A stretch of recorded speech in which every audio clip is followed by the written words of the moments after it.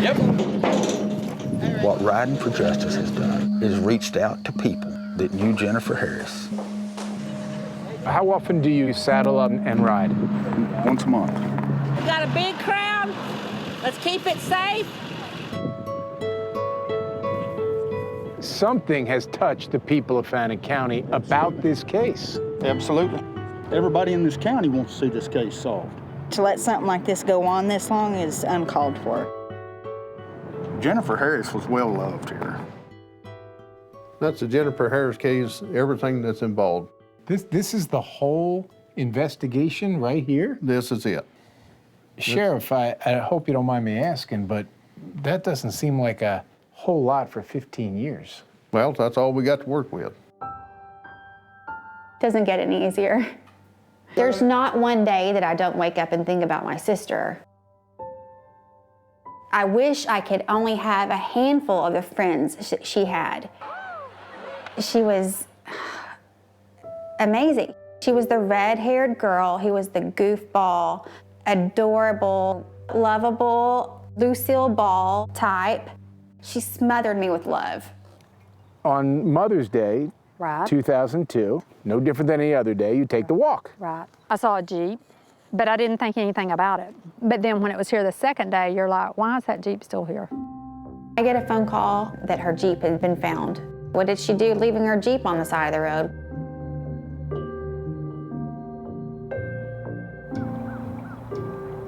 There was a fisherman who was fishing on the Red River. He saw a body in the water. I remember going to the Red River, to the bridge, seeing the police officers, the sheriff. There's more up here, y'all. And I remember my dad being right there with them, and I just, let me see her, let me see her, let me see. Is it hers? It can't be her, it has to. Why? Is it her? Is it her? Whenever we move her, just move right into a boat. Is it really her? And The body is completely naked. Not a stitch of clothing. Not a sock. the way she was disposed of like a piece of trash. She didn't deserve that. The medical examiner listed the cause of death as homicidal violence. What is that? Were they strangled? Were they shot? Those are the things you need to know. Jennifer's murder impacted my wife and her family. You can't even put it in words. Cemetery 01.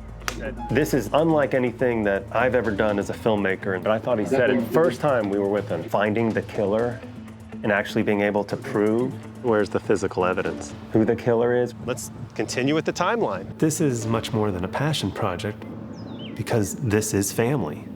We're gonna follow through and we're gonna get this done. You want to know who killed Jennifer Harris? Absolutely. I'm a Texas girl. I believe in justice, old school justice.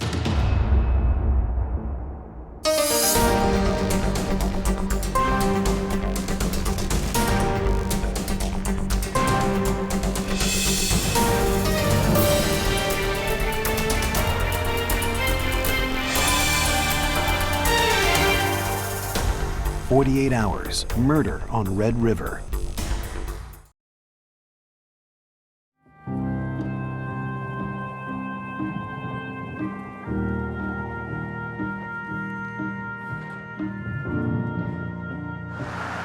In the northeast corner of Texas, where the banks of the Red River touch Oklahoma, you'll find Fannin County and the town of Bonham, one of the oldest cities in the Lone Star State. And it's where Mark Johnson, who had just wrapped up 32 years in law enforcement, decided to ditch retirement and run for sheriff in 2016.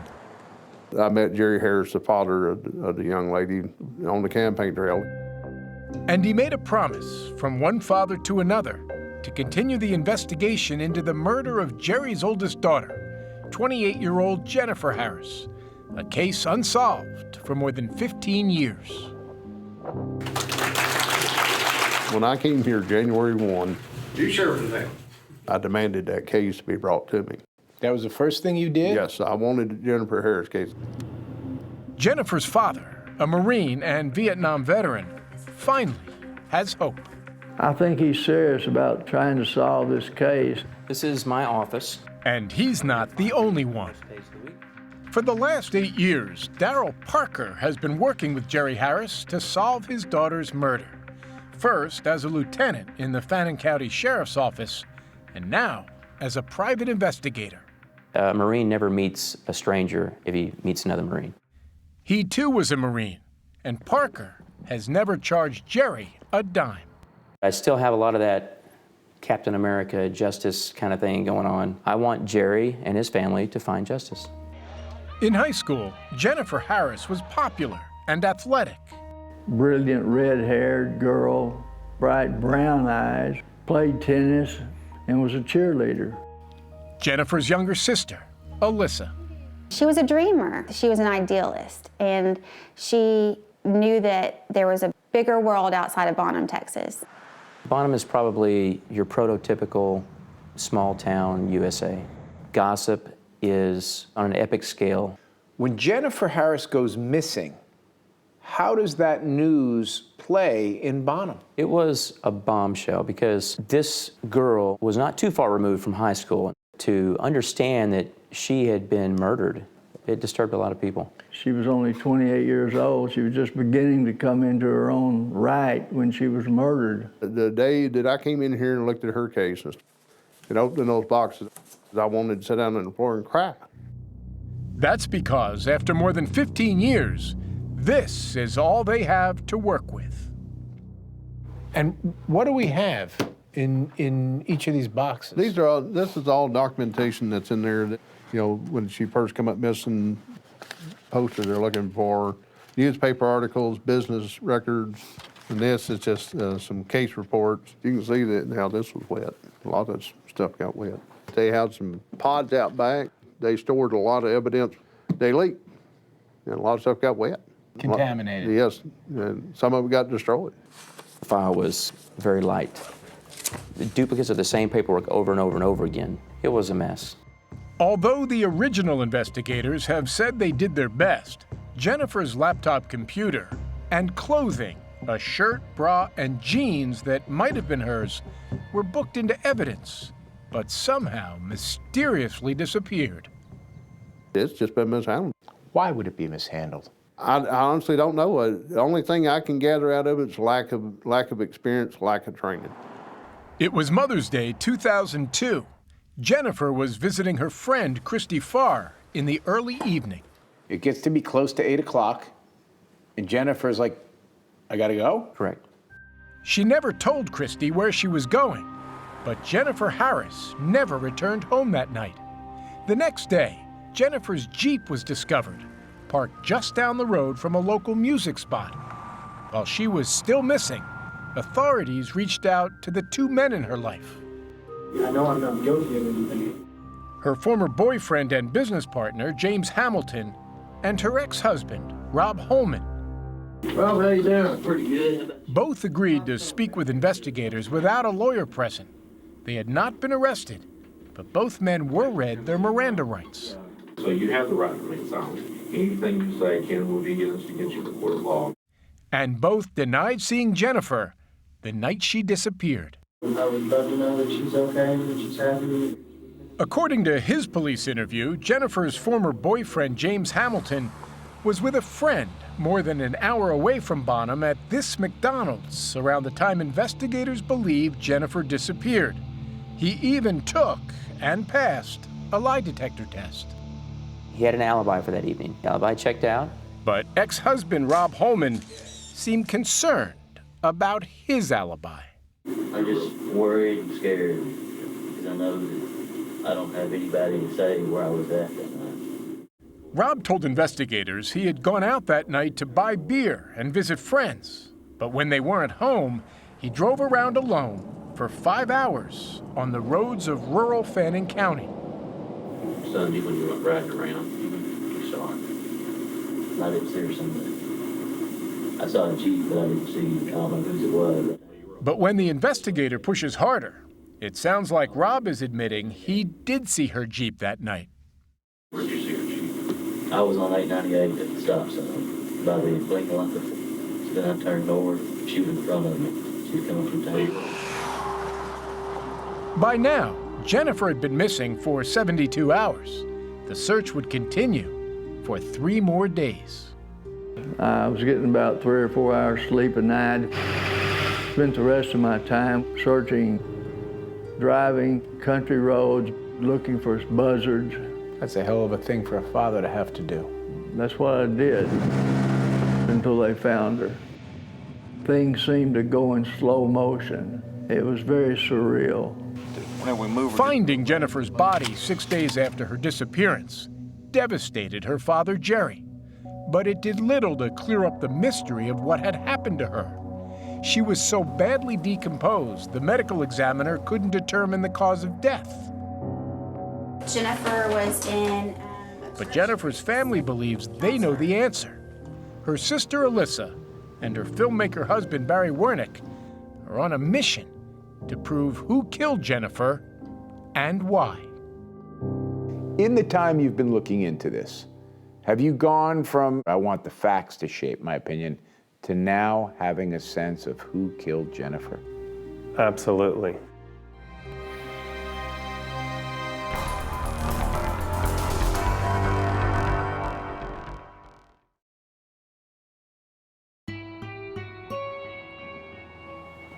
To think about how beautiful she was and her red hair and just how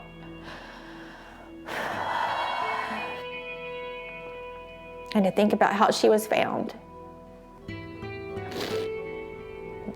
That's what I just can't let go of until justice is done.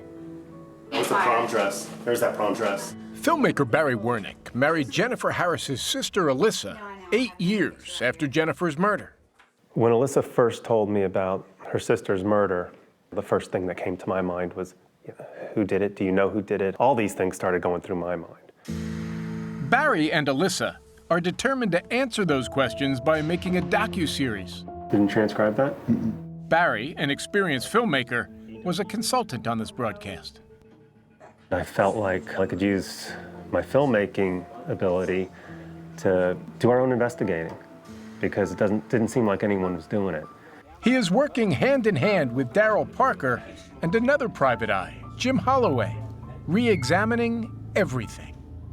We are in a place, this is central to your theory of what happened. Yes. The reason why Daryl Parker is so sure this is where Jennifer died is because of a clue that lies on the river's floor, a short way down this dirt road. She had some blue mud on the front of her. According to fishermen, there are only 2 spots on the river within several miles that mud is on the bottom. And this is one of them. This is that blue marl mud that was on the body. Not far from the riverbank, there used to be a cottage. This is where the original, caretaker cottage was. And it just so happened to burn down the night that Jennifer Harris disappeared. That is a piece of melted glass from the original fire. Parker suspects Jennifer left her friend Christy's house and met her killer here. He believes the cottage was burned to hide the evidence. No godly earth reason for that shack to burn. At the same night, Jennifer comes up missing. Parker hoped to find clues here. We came here with a crew and excavated the whole thing 15 feet that way to another 10 feet that way on either side of this foundation. I see a well. We drained the well, and then we dug down in the muck, probably a foot or 2, and we didn't come up with anything. But years of coming up empty hasn't deterred Daryl Parker or Barry and Alyssa Wernick, and it hasn't shaken their conviction of who killed Jennifer. When I think about Jennifer, I think about Jennifer and Rob. Rob and Jennifer were together for as long as anyone can remember. She was a 6th grader when she began dating Rob, a 5th grader.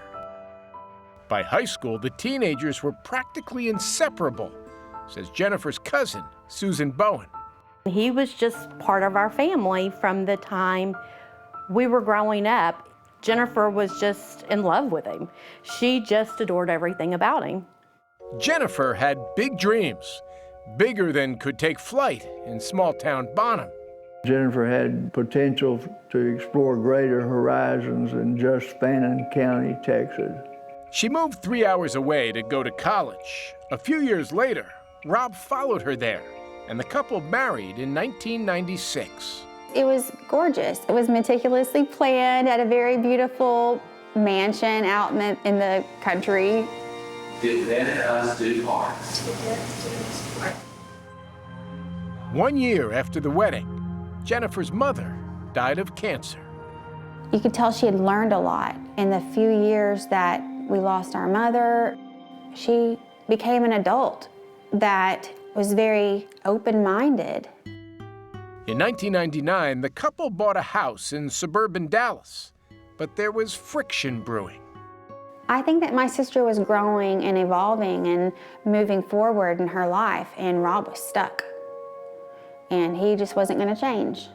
According to Jennifer's family, Rob, who was working in landscaping, preferred the slower pace of rural Bonham, while she enjoyed living near a big city.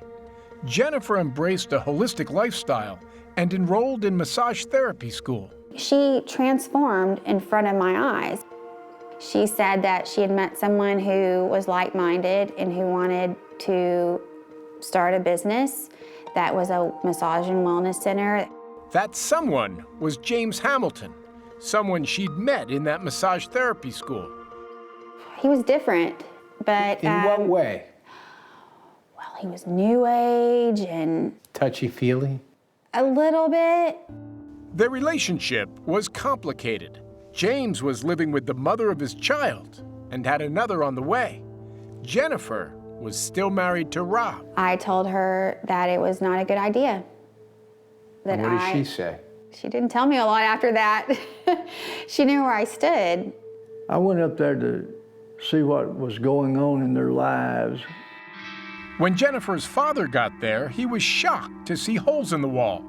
While no one knows for sure how they got there, Jerry seems certain Rob was responsible. He took his fist and knocked 5 holes in the living room wall, about as big as a softball. Jerry remembers the holes in the wall.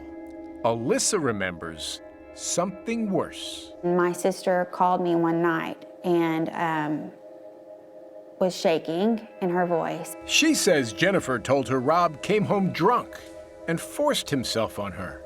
Jennifer never reported the alleged attack, but Rob would later tell police after her disappearance that Jennifer was the violent one in the relationship. She's hot tempered. We're married. It's generally her way or no way. Sometimes I grab her, wrap her up, keep her from hitting me. Rob moved back to Bonham, and Jennifer's new love interest, James Hamilton, moved in with her. They became partners in a massage therapy business in suburban Dallas. But Jennifer's infatuation with James quickly faded. Well, James wanted to marry her, and she refused to marry him, and he was very upset about that. The private investigators say Jennifer's relationship with Hamilton was rocky. Real fiery, just fussing and fighting at each other all the time. By the spring of 2002, your sister is leading one complicated life emotionally. Jennifer had divorced Rob, and her relationship with James was on the skids.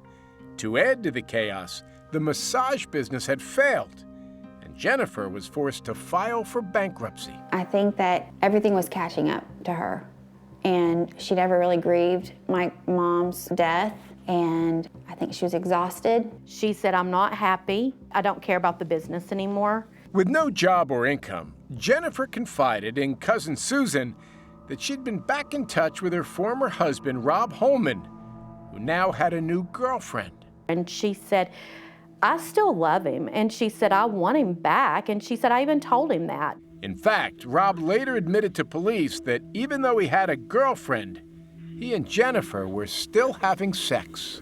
4 or 5 times since Christmas, yeah. So Jennifer was living a little bit of a split life. To a certain extent, but James didn't know it. He knew nothing about it all. Then one day, Susan saw Jennifer outside her apartment with a moving truck. I said, "What are you doing?" And she said, "I'm moving to Bonham." I thought, "You're only going to Bonham because Rob's in Bonham." Okay, and with that, I turned around and left, and that was the last time I ever saw her. About 6 weeks later, Jennifer disappeared. On the very day she went missing, she called Rob. Rob says she asked to see him, but he refused. I had plans with the girlfriend. She got real upset because it was Mother's Day and I would come over.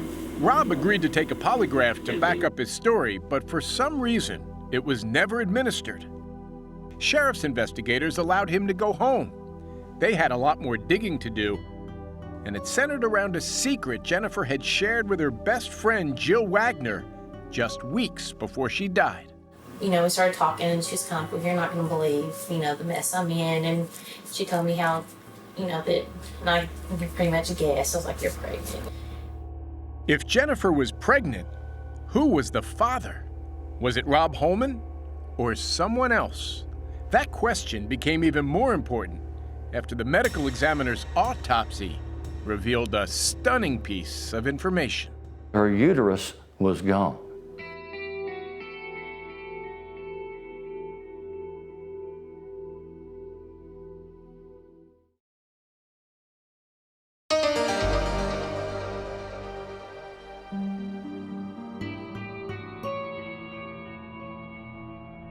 When they examined Jennifer Harris's body, investigators were shocked. There was a wound that affected some of the internal organs. Her uterus was missing. Her death was classified as a, quote, violent homicide. Her uterus had somehow been removed. The question was, what damaged her? What would the motive been? That she was possibly pregnant, and that the person who killed her was trying to destroy that evidence. In Bonham, where gossip is often taken for gospel, people couldn't stop talking. The public grabbed a hold of that information, and they started concocting their own theories as to who did it and why. But according to the case file, there was no scientific evidence to prove Jennifer was actually pregnant at the time of her death. Still, Jennifer's best friend Jill Wagner told investigators she had talked to Jennifer about being pregnant. And that's not all she said. You know, she told me that it was Rob's, and I was kind of shocked. Rob Holman, Jennifer's ex-husband. He had revealed to detectives in his police interview that he'd met Jennifer a month before she disappeared near a drive-in movie theater. She told me that she was pregnant and it was mine. I definitely think that she brought it up with Rob, and in my mind, that's what led to her death. Daryl Parker had long been familiar with the story of Jennifer being pregnant. 8 years after her murder, Parker, then a lieutenant for the sheriff's department, dropped by Rob Holman's house. It was Sunday, Mother's Day, a calculated move by Parker. So it was the anniversary of the crime. I had picked out a number of photographs of her and Rob. One of those being Jennifer swimming in a muddy body of water. And when I gave him the stack of photographs, the very first one he picked out was that one with the muddy water. He stood there for about 5 or 6 seconds staring at that photograph. But that's the one that caught his attention. Like that. You know, I said, "Well, if you want to talk, call me." And I gave him my card and I left. A few hours later, to Parker's surprise, Holman called and wanted to talk. But Parker had wanted to record the interview, so he suggested they meet at the sheriff's office the next day. That's where I screwed up. I should have gone right then and there. I think he was ready to talk and say something, and I should have just done it.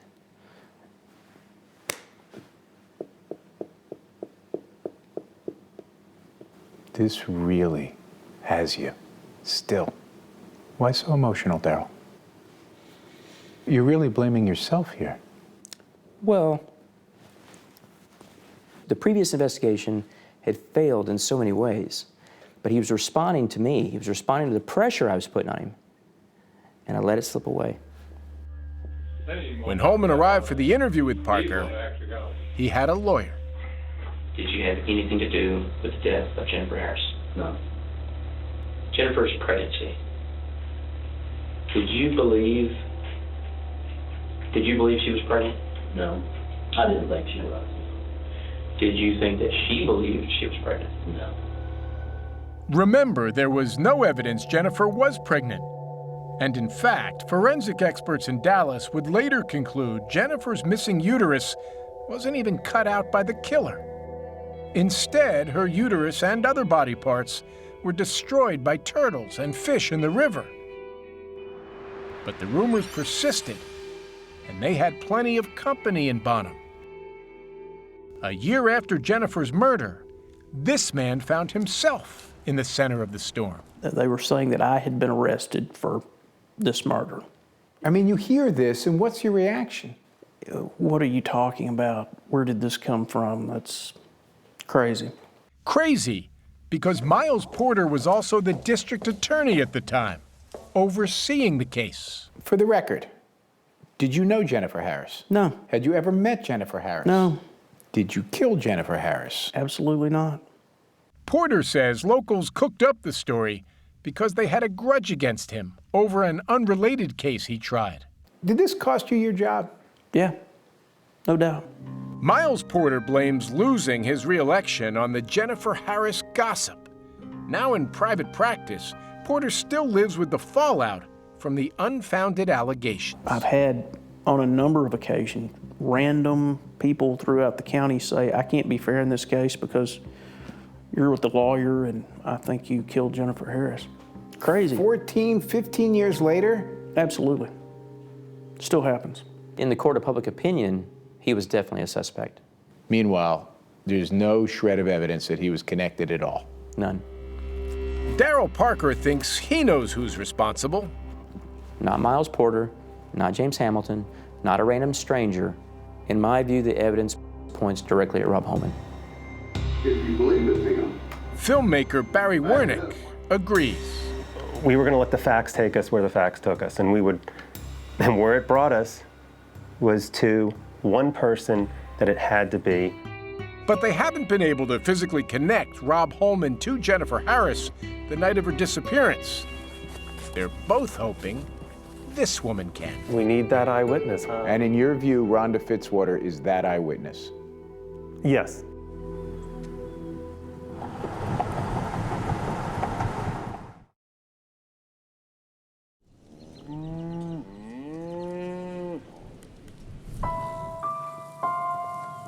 On this rural road in Fannin County, Texas, Rhonda Fitzwater could hold the key to Darryl Parker and Barry Wernick's theory that Rob Holman met up with Jennifer Harris that night. So what do you make of this idea that somehow you saw Jennifer Harris and Rob Holman? I've not ever heard that until you told me that. Rhonda has always insisted that all she saw that night was Jennifer's parked Jeep. Did you see anybody following the Jeep? No, it was already parked. Did you see Jennifer Harris? No, not at all. But for years, Parker and Wernick have believed there is more to Rhonda Fitzwater's story. Only she says they are sorely mistaken. After 15 years of investigation by people closely connected to Bonham, maybe the best thing anyone can hope for is a fresh set of eyes. I'm flying out to Dallas, Texas. My job is really to look at the facts of the case, study the case. Could the questions about a murder in Bonham be answered by someone 1,700 miles away in Boston? Meet Joe Mora, a private investigator and CBS News consultant. Jennifer's been dead 15 years by the time you're looking at the file. Absolutely, yeah. What'd you make of that collection of papers? I thought the file was very weak, meaning that the investigation that went into it was extremely weak. 48 Hours brought Mora to Texas to take a closer look at the Jennifer Harris case. You got to speak to people, and that's what I've done. So you got a little time for me? I do. Come on back. His first stop, Fannin County Sheriff Mark Johnson. I can see your frustration where, you're in the job for one year, you got the public, and, sure, the family still wants to know what happened to their daughter. There's no physical evidence. That's the problem. In fact, today the sheriff won't call either Rob Holman or James Hamilton suspects, even though detectives did early in the investigation in these documents. How come you can't call them suspects? You have things that lead up to them that draw your interest to them, to make them a person of interest, but you don't have that connection to make them a suspect, where you can tie some physical evidence into them. Filmmaker Barry Wernick took Maura to the location of the cottage Private Eyes Parker and Holloway had come to believe was burned to hide the evidence of Jennifer's murder. Okay, so this is the shed that burnt down that night. Yeah. The stuff, Jim, with the burning shed. There's all kinds of theories about that. Now, you just murdered somebody, but about 200 yards away from where you're disposing the body in the river, let's light up this shed and fire, attract people. Makes no sense to me. Absolutely not. It certainly can't tie to this case, but people are trying to make it to tie in. Wernick also brought him to the bank of the Red River, where he believes his sister-in-law's body was dumped. There's nothing on the records of this case or any eyewitnesses that'll tell you that this is where her body was disposed. Right. So we're just here basically guessing. Maura sat down with the Private Eyes, who had been working the case for nearly a decade. To me, I think it boils down to who had the most to lose by killing her or not killing her. 18 years of child support? Maybe. Maybe not. She told me that she was pregnant and it was mine. Well, I don't think that we need to speculate about Rob Holman's motive, because he made it clear that she was applying pressure to him. And there could be no more intense pressure than I'm about to have a baby and you're the father. That's right. You have to consider it. However, he disbelieves her. And he admits that in the interviews. Yeah, she said it, but I don't believe it. I don't think she is pregnant. Did you believe she was pregnant? No, I didn't think she was. For his part, Maura was surprised authorities seemed to quickly disregard James Hamilton, the ex-boyfriend who wanted to marry Jennifer before she left him when their business failed. She covered all the finances for the business. She's the one that put her name on the loans. Jennifer's father, Jerry, made notes that 2 months after Jennifer's death, Hamilton called him, asking about her life insurance policy. And in my experience, money, insurances, all that stuff is a big deal. Money creates a lot of motive for a lot of people.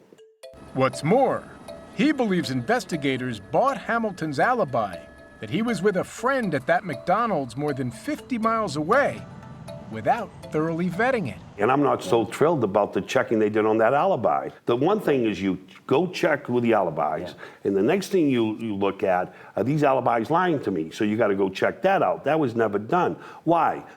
To Joe Maura, the investigation was flawed from the outset, and had authorities approached it differently, they may have gotten more from their interviews. Here's what bothers me about this situation. It's a missing person. They're calling people and talking to people about a missing person, and the first thing they do is to read your Miranda warnings.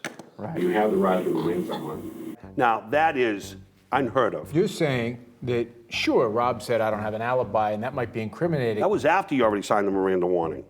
So he's already nervous, and he's already saying, oh, I'm being charged. God, I don't have an alibi. Of course he was nervous. Most people would be.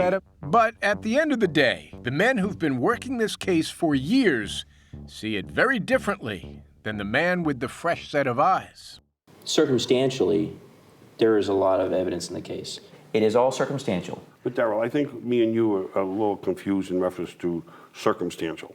I'm saying to you, and I submit to you, that there's very little circumstantial evidence, okay? We'll have to agree to disagree. Well, because I'm asking you to give me the facts on what your circumstantial evidence is. Sure. And it's based on theory. Theory ain't gonna cut it. Like Darrell Parker's theory about Rhonda Fitzwater knowing more. Everybody's putting all the weight on this woman, and she has nothing to offer to the case. Only that, yeah, that Jeep was there. Well, we know the Jeep was there. But what Joe Maura does find interesting in the case file is one of the least examined parts of the story. 1 year after Jennifer's murder, this woman, Deborah Lambert, who had seen a news report about the unsolved case, told detectives she saw something when she was driving across the Red River Bridge on Mother's Day. There was 3 guys out there and a girl. The 2 guys had the girl by her elbows, and it was like she was trying to get away from him and they were restraining her. The girl she says she saw had reddish-brown hair. And I made eye contact with her, and she was scared, terrified look on her face. My mom seen her too, and she said that girl's fixing to get raped and killed. But Lambert never called police back then. She said she was too afraid to get involved. What's more, her story didn't fit with the investigators' timeline. She put Jennifer near the bridge at 5:00 p.m., but detectives believe Jennifer left her friend Christy's house around 8 p.m. Deborah Lambert saying what she saw at 5 o'clock. That's not a deal breaker for you. Absolutely not. In the real world, people are not looking at their watches and clocks all the time. She may be wrong on her time and not wrong on what she witnessed. Could Deborah Lambert hold the answer to who killed Jennifer Harris?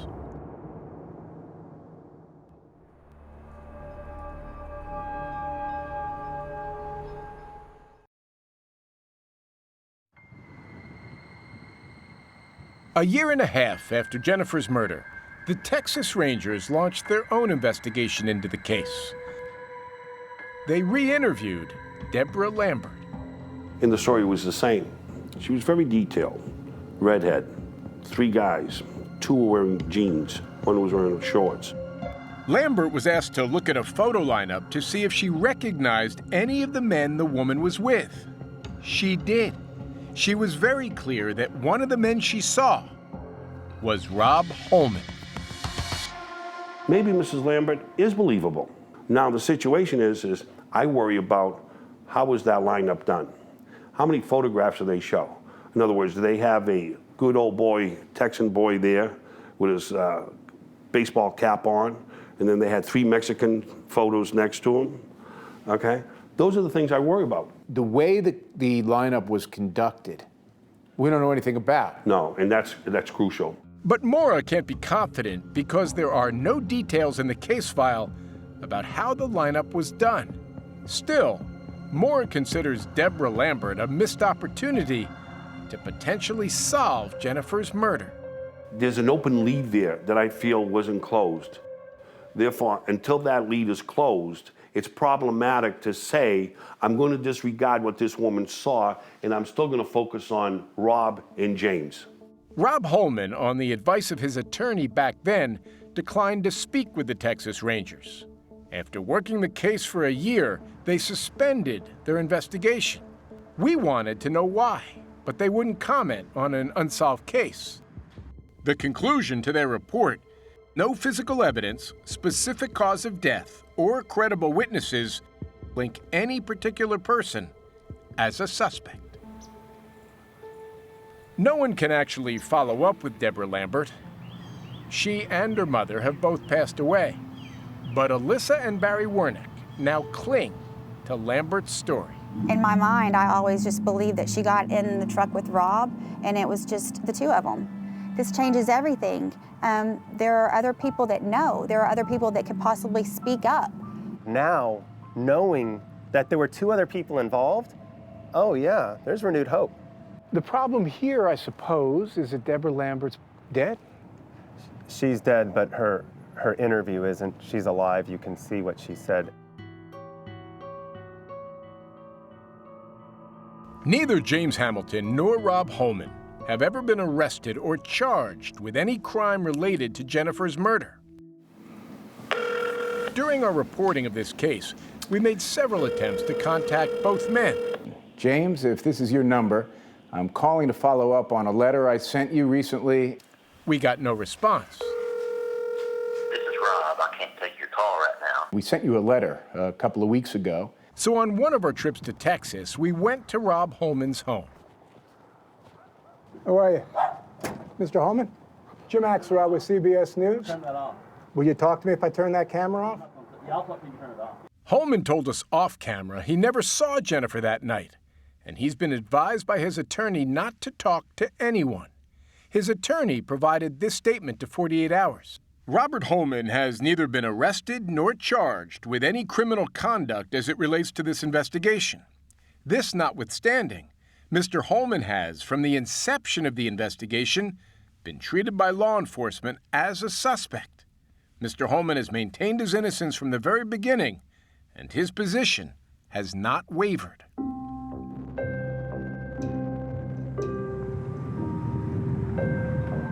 With no resolution in sight, filmmaker Barry Wernick has a new plan.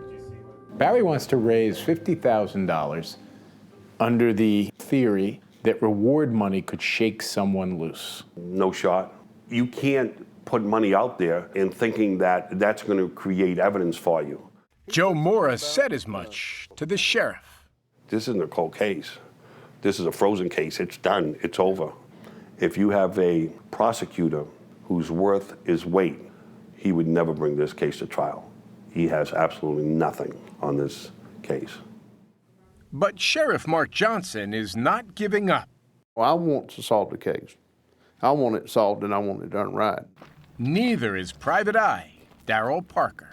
When Mr. Harris came to the sheriff's office and he got me involved, I told him that I would get results. And I can't put it down. Until I'm sure that either the person is held accountable or I can't do anything more, I have to carry it. And if it takes another 15 years? If it takes another 15 years. The sadness is we all have kids, we all have family members, and I have a daughter. It's devastating to not know. I don't know how she was killed. I wish I did. I want closure. I'm going to do everything I can to bring justice for Jennifer. For my dad, he needs to see some justice done. To have walked in my shoes for the last 15 and a half years hadn't been easy. We miss her every day. We miss Jennifer not being here. I still have high hopes that justice will prevail.